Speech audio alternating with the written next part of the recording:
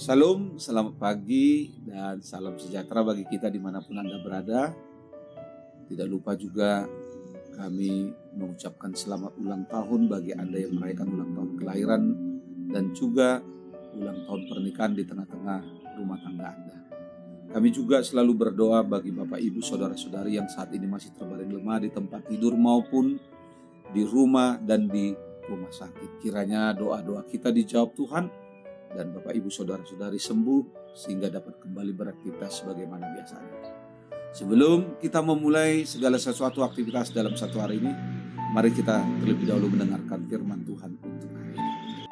Firman Tuhan pada hari ini diambil dari Ulangan 10 ayat 12. Maka sekarang hai orang Israel, apakah yang dimintakan daripadamu oleh Tuhan Allahmu selain dari takut akan Tuhan Allahmu, hidup menurut segala jalan yang ditunjukkannya, mengasihi Dia, beribadah kepada Tuhan Allahmu dengan segenap hatimu dan dengan segenap jiwamu. Bahasa Batak, Nueng P. Ale Israel ahaduna pinangido ni Jahoba de Batam sianho da asal marhabiaran ho tu Jahoba de Batam jalam marparange ho disaluh dalana huhud maroha haholongon mida ibana dohot mangoloi Jahoba de Batam sian nasaroham dohot sian nasaateatem. Saudara-saudari yang terkasih dalam Tuhan kita Yesus Kristus, ketika seseorang memberikan bantuan, pertolongan, dan perhatian kepada sesamanya, biasanya diikuti dengan berbagai syarat yang diajukan, disampaikan untuk ditaati dan diikuti orang itu. Itu merupakan kehidupan kita manusia. Tetapi Tuhan jauh berbeda dengan apa yang kita perbuat di dalam kehidupan kita sehari-hari. Ketika Tuhan menolong dan mengasihi umatnya bangsa Israel, Ia tidak meminta banyak hal untuk mereka perbuat, untuk mereka lakukan.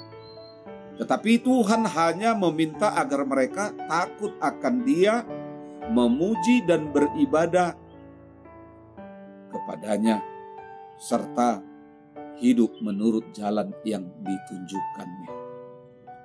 Saudara-saudari, hal ini bukanlah sesuatu yang membebani dan memberatkan umat Israel. Tetapi ini adalah sesuatu hal yang biasa dan lumrah untuk diperbuat dan dilakukan oleh bangsa itu. Kenapa? Karena begitu banyak hal yang telah dilakukan dan diperbuat oleh Allah kepada bangsa ini di tengah-tengah perjalanan hidupnya.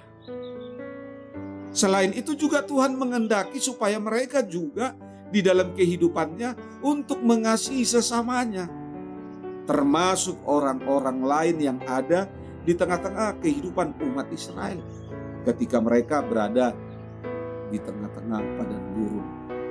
Sudah pasti banyak orang-orang yang mereka temukan di situ. Ini Tuhan katakan supaya mereka benar-benar memperlihatkan, menunjukkan jati diri sebagai umat Allah yang taat, yang setia, takut akan Dia, beribadah dan memuji Tuhan, sehingga orang yang ada di sekitar mereka merasakan dan juga pasti percaya kepada Tuhan Allah Israel. Dan Allah juga mau mengingatkan mereka supaya mereka tidak mengeraskan hati, tengkuk tegar, tapi mereka mau memperbaiki kehidupan mereka dengan taat, setia, serta takut kepada Tuhan. Sangat wajar Tuhan meminta ini kepada mereka, karena Tuhan sudah memberikan yang terbaik di tengah-tengah kehidupan mereka, dan itu tidak akan pernah mereka dapatkan selain daripada Tuhan. Saudara-saudari yang terkasih di dalam Tuhan kita Yesus Kristus, sebagaimana firman Tuhan katakan kepada umat Israel, begitu juga dengan kehidupan kita saat ini, di mana kita menjalani aktivitas.